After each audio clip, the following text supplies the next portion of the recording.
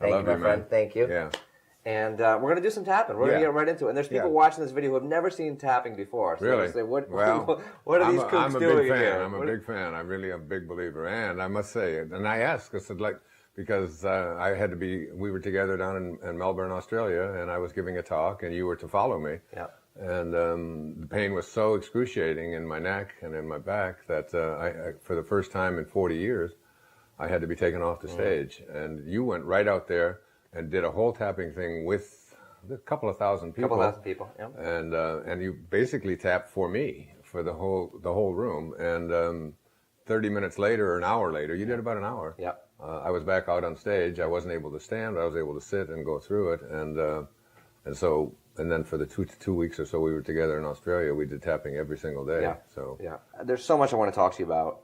And you've been a mentor of mine for the last, it's got to be 15 years now. You know, it used to just be on my iPod. I couldn't get you in person, right. So it was just putting the iPod in and listening. And something that I've seen in your talks and your body of work is the theme of forgiveness throughout it. You know, really present theme. Right. And when we do the tapping, you know, a big concept of it is in letting go of these things. You know, and it's I deeply and completely love and accept myself. And sometimes one of the things that we'll tap on is forgiveness. You know, how to let go of something that's affected us in the past.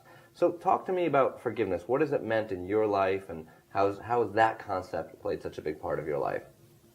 Mark Twain said that forgiveness is the fragrance that the violet sheds on the heel that has crushed it. It's being able to send love. It's being able to have love in your heart. I must say, Nick, that forgiveness is probably the single, if you had to put one word on why my life shifted when I was back in my 30s to a new direction. It was because of forgiveness. My father, a man I never met, but he walked out on our family. My mother had 3 boys under the age of 4. There was a depression. I was born in 1940. My brothers were born in 1936, December, and in 1938, in October, and myself in May of 1940. So 3.5 years, she had 3 children, and this man just left. He spent some time in prison. He was an alcoholic. He was abusive. He was a womanizer. When my mother brought me home from the hospital in 1940, my father had moved in with another woman in Ann Arbor. We lived in Detroit, about 40 miles away, and left my oldest brother, who was just 4, in charge of my other brother, David, who was 16 months. And my mother came home to that. I heard those stories my whole life, and I just grew up with deep anger and resentment and hatred towards someone who could treat a woman that way. Consequently, I was put into a series of foster homes and an orphanage until I was 10, and my mother got us all back together again. And all I ever did was, I would have dreams all the time about this man. And you know, for the first 10 years of my life, I didn't even know what the word father meant, because I lived in a place where nobody had fathers, in an orphanage. And when I found out and then heard what he had done and how he had stolen from people, and it was just everything about this man I had ever heard was just evil. And I ended up, I haven't got time to tell the whole story, but I ended up at his grave in 1974, 10 years after he had died, I found out. And I went down to his grave. And I actually went down there to sort of do something else on his grave. And I had no idea why I was being sent to go down there. I rented a car. I went to a lot of trouble to get down there. And I stood on his gravesite in Biloxi, Mississippi, August the 30th, 1974. And the first 2 hours that I was there, all I did was curse him and ask, how could you possibly behave this way towards such a wonderful woman and have 3 boys and never make a phone call, never even check on us, you know? And I mean, I get tearful now even thinking about it. And so I went back to the car to drive back to New Orleans and go back. I was teaching up in New York at a university there at St. John's University. And something called me back and said, go back to the grave. And I got out of the car, went back to the gravesite, and the words came out of my mouth. I said, from this moment on, I send you love. I forgive you. I let go of all of it. I said, who am I? Who am I to judge you for what you did? You did what you knew how to do, given the conditions of your life. And I send you love. Now, at that time, I was 34 years old. I was overweight. I was drinking. my writing was going nowhere. I mean, I'd written some textbooks, but it was just the kind of writing that I really wanted to do. I was in a relationship that wasn't working at all. I was basically on a involuntary suicide mission, the way I was living my life. I wouldn't have lived another 10 years probably. So anyway, my life was pretty much out of control. I was a writer, but I wasn't writing the way I wanted to write. In my relationships, I wasn't very happy. I was overweight, out of shape, and so on. I left New Orleans, flew back to New York, and drove, and then got on an airplane and flew down to Fort Lauderdale, and rented an apartment at the Spindrift Motel on A1A in Fort Lauderdale, Florida, in 1974, in September. And in 14 days, that's how long I had there, I wrote a book from cover to cover called Your Erroneous Zones, which became the #1 selling book of the entire decade of the 70s, and today has probably 100 million copies in print all over the world in something like 47 languages. Everything in my life changed. When I got rid of the hatred, the anger, the bitterness, the rage. I used to wake up every night almost by being sweating and angry, and I'd be seeing my father in a bar someplace and going up to him and grabbing him and saying, how could you do that? The reason I went to my father's grave is I just wanted to see the death certificate. I wanted to see if it was acknowledged that he had 3 children. And it was. My name was on there. And he had died of cirrhosis of the liver at the age of 49. And, even as we sit here now, I can feel his presence around me. I did a film about him called My Greatest Teacher. Yeah. He was my greatest teacher, because if I hadn't been able to get that rage, that hatred, that anger out of me, my life would have continued on that path. Everything shifted in my life. I started running. I got into, a real good exercise routine. I gave up drinking. I got into a beautiful relationship. My writing took off. Erroneous Zones became, the next one was Pulling Your Own Strings, and today it's 41 books later, and I can attribute all of that to forgiveness, so that if you've got something in your heart that's anything other than love, you got to get it out. And I think that's a big part of what tapping is helping people to get that out. It is. I've heard you tell that story probably 100 times now, and it doesn't stop touching me, because every time we hear it, it just reminds us, who do I need to forgive? What do I need to let go? There's a couple things you shared that just sort of struck me as they relate to tapping. Right? One is, when we start tapping, we tap on what is called the negative, or I like to call the truth, right? How we feel. So if someone came to me and they were angry, we would say, even though I have all this anger, I have this rage towards my father, and I'm so pissed off at him. Sometimes we even curse and just really feel that emotion to experience it in the body, and then do the tapping to let it go. You did a very similar thing at the gravesite, right? Where you had to have those 2 hours of expressing that rage. Oh, yeah, you can't imagine the rage that I went through there. I mean, it was... Unfortunately, there's no video footage of that. Right? Well, no, I went there to piss on his grave. I was so filled with anger, and I felt that was what was drawing me to him. And my other 2 brothers didn't care. It's interesting. They had no interest whatsoever. My oldest brother remembered him, and just would say he was just an asshole. I mean, just let it go. And when my mother got us all back together when I was 10, I couldn't even bring his name up. She was just so filled with rage. And she just passed away about a year ago. She was 96, and I just wonder if she's reconnected. I mean, and I will reconnect with my father, because I feel his presence around me all the time. I really feel that he truly was the greatest teacher I ever had. And I think all of that rage is something that I had to express. And now, I have nothing but love for him, and it's like there's 2 sides to every story, and who knows what his childhood was like, and what, when he was, I know that he was abandoned when he was a kid, I know that he was abused, and that was his way of reacting to it, and And that's the people who walk around us are the same. I like to look at people and say, I've had so much experience working with people, and walking in someone that has this issue, and all of a sudden you uncover all these traumas that you just never know. When you see them walking down the street, oh my gosh, the things that they went through, and you see enough of that, as I know you've seen. You walk around and go, well, that person that was rude on the plane, or that was angry here, angry there, they're just working out their own traumas, that same demons that that we're all working through. It just depends on what you decide to have in your heart. That's what I've learned, and that's where I am at this stage in my life. Is if we can fill ourselves with love and appreciation for and be in a state of gratitude. So it's really, Nick, it really boils down to what do you have inside? You know, that every event of your life you have an opportunity to be in a state of gratitude for. Now, you would think that, you know, a 10-year-old boy who's filled with rage and everything, but as I step back, and I've just written a whole book about this called I Can See Clearly Now, looking back, I can see that when we are in these places where we think things shouldn't be going the way they are, or we think that it's unfortunate, or somehow we're being punished, or it's just not fair, and all of those kind of things, that's the time to be in a state of gratitude. That's the time to just say, there's something in this for me, you know, that like everything doesn't just have to smell good and be right in order to be thankful for it.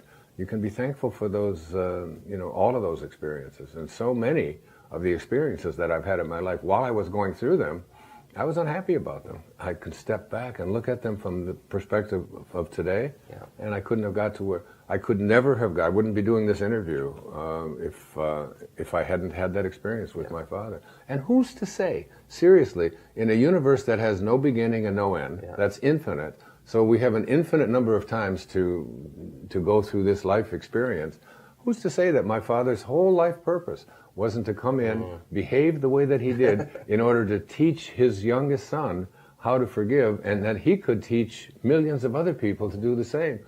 Who knows how the whole universe works? Who am I to be judging any of that? Yeah. There's a sign-up sheet for a drunk asshole. That's right, right. He said, yeah, no, yes, I can do this. I can do the job. Right, exactly. It's going to be hard. You're going to be a real jerk. Yeah, you know? right. Yeah. So I would love to do some tapping on forgiveness. Okay. And, you know, last year for the Tapping World Summit, we sat down with Louise Hay, who you know very well, and people were very moved. You know, she brought in a certain energy when she tapped on stuff. So I would love to do, and I'll lead through a tapping if you be my echo, to help people out there forgive. Right. So absolutely. if you're watching, so let's do this. You know, it doesn't have to always be a grand thing, right? And we don't expect to forgive, you know, our fathers for decades of abuse in one round of tapping, right? Sometimes it happens, but let's just pick a minor thing to forgive, right? Somebody who annoyed you a week ago, or something that you're just holding on to your heart where you just want to let go of a little bit, right?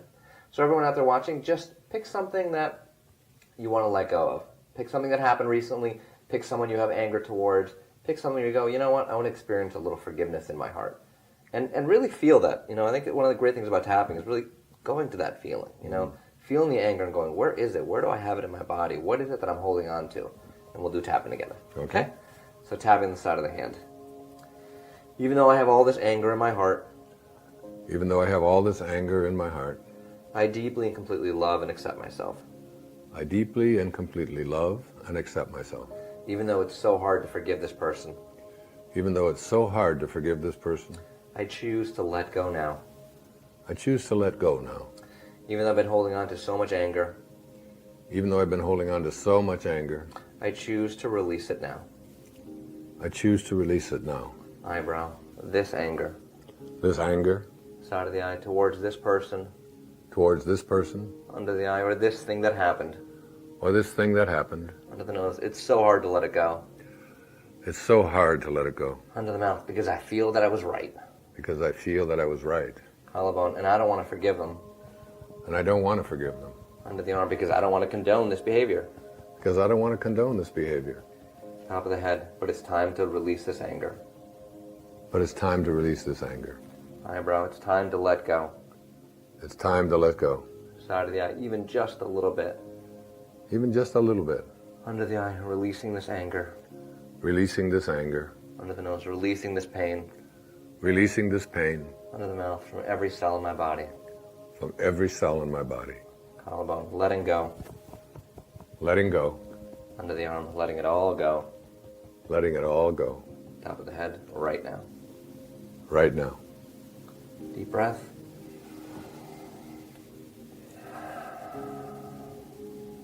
So it's in those little moments where we let go. Right. Where we forgive. Yeah, even just that little bit I was thinking about someone else who, who has done some things that, I have felt upset about. And I was thinking about that as we were doing the tapping, and I felt more peaceful about it. You mean you still get upset at people? I thought. Absolutely. I thought you'd reached enlightenment. Oh boy. I have. Enlightenment is part of it. Enlightenment is part of it. Yeah. Absolutely. Right. Yeah. Absolutely.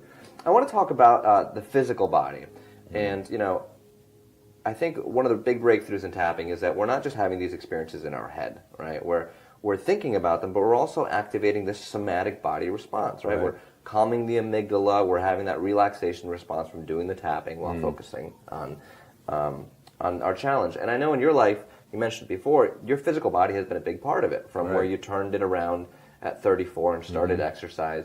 So tell me, I know you ran 8 miles a day for, how long was it? Well, I ran 8 miles a day for 22 years Wow. without missing one day. Can I just have you tell the story of the plane, because that just cracks me up to no end. Talk about devotion and dedication. Some people call it obsessive. I just say, look, you brush your teeth, that's what I used to say. You brush your teeth every day, and you don't call that obsessive. You know, you go to the bathroom every day. You don't say you're obsessively going to the bathroom. So one of the things I did every day was run. And I ran 8 miles when I started, and I stayed with it for 22 years until my wife said to me, she said, I don't think you could miss a day. She said, I would be much more impressed with you if you could not run one day. So I said, okay, I won't run today. That was it. And I didn't run that day, and she was in shock. And then I ran 7 more years without missing it until I was 29 years. So I ran every day 8 miles for 29 years. Wow. Probably longer than you've been alive. Almost. And then... But I was on my way, I was flying down to Australia, and there's an international date line, so like you have the same day twice, and then you miss a day. And on the way down there, you miss a day, you know, so it's like it's Tuesday, then it's Thursday. And I thought, oh my God, I've missed a day. And I was just, so I got up out of my seat, and first of all, I ran up and down the aisle 2 times until the flight attendant said, you can't do this. It was on Qantas Airlines. So I went into the bathroom, and I ran in place. For a full hour, you know, and so it was about 8 miles because I knew what my pace was. And I came out of the bathroom on an airplane, sweat pouring down my face, and everybody in line looking like, what were you doing in that bathroom? So I did my 8 miles, you know. So that's how neurotic I was at the time. So. And then tell me, I know you've done a lot with yoga. How important do you think the physical body is to the spiritual experience? You know. Well, you know, if you don't take care of it, you don't have any place else to live. You know, so it's like it's just such a gift, and it's so perfect, and just based on what I've been going through just recently in my own life, a simple thing like a realignment where one hip is off, so you're walking, we're not even realizing it. You're walking through life like this, and what an impact it can have on you. And when you're in chronic pain, when you're in like the kind of pain that I was in that pulled me off the stage. You begin to realize, you know, the significance of taking care of this perfect creation. It's just such a miracle, this body of ours. I mean, when you just think about it, what it's capable of doing, and so on. It's like, and what a miraculous. One of my most favorite people in the world is a little boy named Jesse. He's 2 years old, and you know, I have really, I'm 73 years old. I have 8 children of my own. I love every one of my children deeply. But I've never known a love like I have for this little boy. There's something, maybe it's just in my age or whatever it is, but just watching him, you know, learning to be alive, and the excitement, and you know, it's like the poet Wordsworth said that heaven lies about us in our infancy. I always talk to him. Tell me what God is like. Come on, I know you know. You were just there. I'm going to be there soon, but I want to know more. You know, just the joy of being around this little 2-year-old. I mean, it's just thrilling to me. You know, watching him. I'm teaching him how to swim, and just all the little things that he does. You know, it's just. I don't think, it's really, you know, Nick, it's all about having love in our hearts for everything. I mean, I look at these beautiful flowers that are right here in this room, and I think. And they smell good too.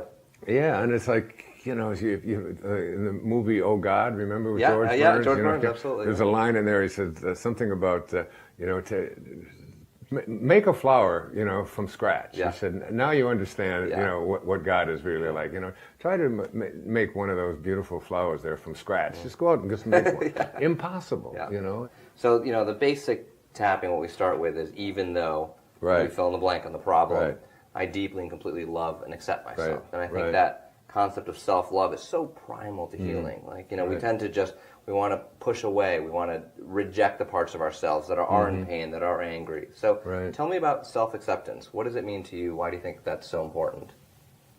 Well, you know, it's like if you don't accept yourself, nothing else, no one else is either. You know, it's like, I think of it as like we're all creations of God. We all come from the same place. You know, T.S. Eliot said that you know, we shall not cease from exploration, but at the end of all of our exploring will be to return to the place from which we originated and to know it for the first time. And he was speaking about death, and I don't. I don't take that as an explanation of death. I take that as an explanation of an understanding that we all emerged from this place, the same place, that we're all connected. Everything in this universe is connected. Larry Dossey has just written a beautiful book called One Mind, and I've just finished reading it, and it's like showing scientifically how everything is connected to everything in this universe, and you can't take anything and not see the connection to it, especially at the quantum level. So that, so who you are is a creation of God. You know, in my book Wishes Fulfilled, I talk about, it's like, one of the things you have to recognize is that your highest self is God. You must be like what you came from. So a little tiny spark of who you are is the Tao, is God, is divine mind, is Krishna, is consciousness, is Buddha, whatever you want to call it. In the Tao, the opening line of the Tao says, the Tao that can be named is not the Tao. We can't find a name for it. It's just like, but it's the best name we can come for it is something called love. It's just love. It's divine love. And so this is what you came from. So if you don't accept yourself, you're not accepting something that you know is the creation of God. You know, because truly, I mean, it's like the greatest wisdom that you can have is the recognition that you are a piece of this divinity. And I walk around with just in a, you know, Rumi said, you know, sell your cleverness and purchase bewilderment. I'm just in a state of bewilderment about it all. And when you accept yourself, you love yourself. And when you love yourself, that's what you have to give away. And the only thing that you can give away, and that's what a saint is, someone who can only give love away, because that's all they have inside. That's been my goal in my life, is to have no enemies, to have nothing, and particularly not to make an enemy of myself. To love everything about myself. And while I was going through the last 6 months of this pain, the stuff we tapped on down in Australia and so on, most of the time, and you heard me say it many times, say there's a lesson in this for me. And I just did a public television special, another public television special. And when I got an hour and a half before the show to start, I got one of these attacks again in the neck, and I was just like, you know, how am I going to get through this thing and so on. And I said a prayer. My wife was there, 2 of my girls were there, we were in the room, I had my arms around them, and I said, if I'm supposed to endure this pain, you know, for whatever reason that I don't even understand yet, I'm willing to do it. But could I please just have the next couple of hours so that I could at least get through this experience? And it just dissolved. And I was able, you were there, you were in the audience, and I was able to go out there and do it. And then the pain returned the next day, and I went right back to that state, and I still do it now. And I can feel it even now as we're talking about it a little bit here. And instead of cursing it, instead of being angry at it, I accept it as my dharma. This is, you know, and whatever it is that I have to learn from it, generally speaking, every difficulty I've had in my life, getting divorced, literally being someone who is addicted to substances, including alcohol, letting go of, you know, those kinds of beliefs that those are terrible things that I should be ashamed of. They've been amongst my greatest teachers. And this pain is just another one of those things. And generally speaking, I now can go out and help people who live in chronic pain. And you do a lot of this with your tapping. You know, I've seen you do it on stage, you know, with people. In fact, when we were out in Australia, that one woman, what was it? She couldn't even... Well, there's one lady with a frozen shoulder who couldn't move her arm. Who hadn't been able to move her arm in years. In 20 minutes, she got it up like that. Yeah. You know? So it's like, and that comes from just accepting yourself, and actually instead of cursing the pain, because when you curse the pain and get angry at it, you get angry. Every cell of your being goes through that same anger, and what you want to do is just get to that peaceful place within yourself where you say, you know, when you trust in yourself, you're really trusting in the wisdom that created you, you know, and the wisdom that created you is infinite and it's formless. And so your thoughts are in that same category. Have thoughts that are aligned with that divine presence. You'll see it going away. Yeah, I just spent, just a couple of weeks ago, 3 days in Stamford, Connecticut. We're filming this in New York City right now. doing 3 days on pain relief, and just incredible results. You know, Yeah. going really deep. People who had fibromyalgia and arthritis. A Native American with arthritis for years, just pain-free. You see him stretching and doing. He's a Marine. He was a Native American elder, and he's a Marine. Just incredible guy, and he's pain-free. All this. So it was a weekend of miracles. And then towards the end, you know, I'd probably say that 80 to 90% of the people got really, really impressive results. And 10 to 20, we actually did research. We'll look at the numbers later. We're struggling, and at the end, you know, the weekend's wrapping up, and these people who are surrounded by other people who have gotten amazing results, and now they're even more frustrated and angry than they started. Right. And some people said, well, what's going on here? And, you know, my answer was, look, A, you made it here. The fact that you decided to spend 3 days working on this shows that you are well on your way to healing. Yeah. And I said, and if this isn't the thing that's going to heal you, then the next thing will, or the next thing will, or the next thing will. 10 times deep, however it is, you know. And you know, also, Nick, you'll never know how it's going to show up. Absolutely. You don't know how it's going to show up. The example that I give is that I had this experience with John of God that's well documented and people know about with leukemia. It's another one of those great blessings that came into my life. I've helped so many people, you know, who with leukemia, just because they said, well, if Wayne Dyer can get it and not have it impact his life, then certainly I can as well. And you think, well, maybe I need to tap, and the tapping is going to be the thing that's going to. But it might be something else. Yeah. You know, the tapping might just open you up to the receiving. And you know, it's like years ago, I've done 10 public television specials. Millions and millions of people have watched them. One woman who happened to watch one of my shows, her name is Troy Igascu. And she's now 50 years old, had 3 kinds of cancer. Brain cancer, lung cancer, breast cancer. She watched a show that I did and decided to change her attitude, just decided that she was not going to, and that she wasn't going to live in fear anymore. She was going to send that away. And she tried a new method. It's called the Brzezinski method, where she went on raw foods and things like this. And basically it was sent there because of, now this was 7 years ago, okay? So then I'm in this deep pain that I just talked about before the public television special. The next day, whatever miraculous thing was going on in the universe, Pete Igascu, who has all of these clinics on pain relief and so on, all over the world, living without chronic pain and so on, I called him on the phone because somebody gave me his number, and they insisted, and I kept saying, I don't want anybody else to touch me, and they said, please, you've just got to do that. So I did, and I called the number, and Pete Igascu answers the phone and finds out where I am. 10 minutes later, he's in my hotel room. 10 miles, he was an hour later, he was in my hotel room. And he said to me, he was sobbing when he walked in. He said, my wife had said to me yesterday that if there's one person that I would like to meet who was responsible for me overcoming this cancer, it's Wayne Dyer. And then I called him that day, and he just took me on as one of his. I'm doing these exercises and so on, and it's dissipating, and it's like, now how does the universe work? Yeah. How does it work? It's like if you're open to the possibilities of all of these things coming to you, God can send you. He can do it through tapping. Yeah. He can do it through a message, that is being sent that just seems like such a coincidence, and it doesn't seem like it's possible. There's no coincidences in this universe. It's all being handled by a divine intelligence.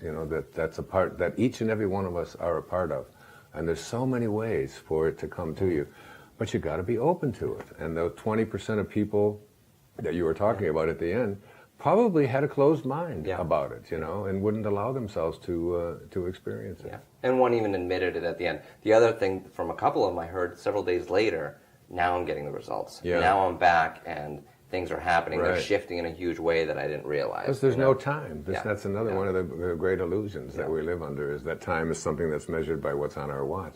And it's not. That's what we call Cronus time, chronological time, cause and effect time. But there's also something called eternal time.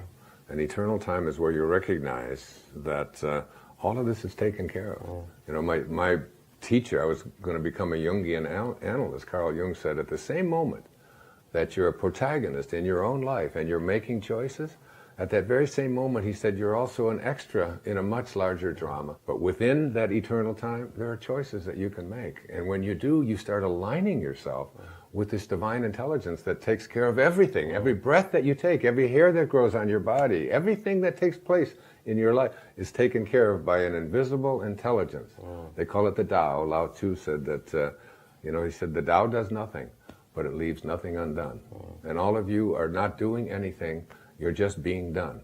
So let yourself be done in accordance with a divine plan, and rather than the one that you have inside of you, your little ego tells you ought to be the way it is. Yeah. Right. You mentioned a few minutes ago giving it away, giving it all away. And since the first Tapping World Summit that we did, this is the 6th one now. I can't believe how it's gone. We've made it an effort every year to donate a lot of money. Right. It's literally been hundreds of thousands of dollars at this point. It doesn't compare with your $200 million at PBS, but we do our best here, right? 250. 250. I'm sorry. Not that we're counting. You just cut out $50 million. Right? That we've raised, by the way. Right. And we've been able to support children with cancer in Mexico and doing tapping with them, genocide survivors in Rwanda, veterans with PTSD. And the latest thing, the last year, has been the Tapping Solution Foundation that we started working in Newtown, Connecticut, which is my hometown, working with that tragedy and the trauma and the pain and the horror of that. And I know that through that you've gotten to meet Scarlett Lewis, right? And so just talk to me. What does it mean to you to give away? Why is this? It's important to me. Why is it important to you to give back? Think about it, Nick. Seriously, you come into this world with nothing, okay, and with no thing, nothing. You just one moment you go from formless to form, from nowhere to now here. Okay, it's all spelled the same. It's just a little question of spacing, and then you live your life, and then you leave with nothing. Nothing. There's not one thing that you can hang on to and let go. So basically, the only thing you can do with your life, because you don't get to own anything. You think that you own things, but it's all being taken away. It's all going. There's not. They say the last suit you wear doesn't need any pockets. You're not taking anything with you. Okay, so if that's the case, then the only thing that you can do with your life, since you don't get to own anything, you don't get to have anything. The only thing you can do with your life is give it away. Now ask yourself, what do you think God is like? Living like God lives. Whatever this source that allows everything. Even if you're an atheist, you know that there's some invisible intelligence that is bringing things from non-form to form. And I think it was in one of Rumi's poems. He said that the divine intelligence that is constantly seducing the formless into form is the only thing that owns my heart. So there's something that is seducing the non-form into form. It seduced you from non-form. There was a moment when you didn't exist, and now you do exist. And what is that world like? So what is God like? What is this source like? What is the Tao like? What is whatever you want to call it? What is it like? All it does is give things away. It doesn't ask for anything back. It's basically our original nature. Lao Tzu called it our original nature, is to give away. So when you get into the idea that I own things, that this is mine, and that nobody, you're going against your divine nature. So our true nature is about giving. And for me, it's like whatever amount of money I make and everything, it doesn't make any difference. It's like I just give it all away. It's all, and even when I write a book, or even when I'm doing this interview with it's like there's nothing for me. I'm not getting anything for this. It's just an opportunity to reach out. I may buy you dinner. We'll see. Maybe, right? But that would be a first. Okay. No, I'm kidding. So it's like it's your nature. It's your nature to give. I think that's really the great lesson of it all. It's just whatever it is that you have, just give it away. It's summarized by a great poet, Hafiz, who was a Persian poet back in the 13th century. He said, even after all this time, the sun never says to the earth, you owe me. Just think what a love like that can do. It lights up the whole world. It lights up the whole world. A love that is like the sun saying to the earth. And none of us could take a breath if it wasn't for that sun. And it doesn't ask anything back. God gives us all the air that we need and the water that we need to drink and the food that we need, all the opportunity to do that, and doesn't say, I want this back, I insist on this. The churches do, the religions do, but God doesn't. God asks nothing back. Be God-like. That's what God realization is really about. That's my ambition, is to be living a God-realized life, to act as if I were a God, because I believe the highest place within each and every one of us is God, that we're all God. Beautiful. So to wrap up, a lot of the people watching this are about to embark on this 10-day adventure, this 10-day Tapping World Summit. It's a free event. They get to listen for free, and over the 10-day period, nothing but content, tons and tons of content of life-transforming information. What words do you have for them? Why should they spend the time doing this weird tapping thing? Well, it was weird to me. It's new to me. Yeah. I mean, to me, it's just another vehicle. It's another tool for, creating a happier, more fulfilled life. I've spent, you have a colleague named Mary. Mary Ayers, who's one of the presenters in the summit. I've tapped with her. I did 20 sessions with her. I've probably done 50 sessions with you over the last couple of years. And it's just something that makes you feel better. And if you want to feel better and you want to increase your levels of happiness and possibly remove some of the pain that's in your life, I don't know what more incentive you need than that. I think it's a wonderful opportunity. It's why I'm here and why I agreed to come in and talk about it. Thank you. You're very welcome. Thank you, Wayne. It's my pleasure. God bless you. Love you.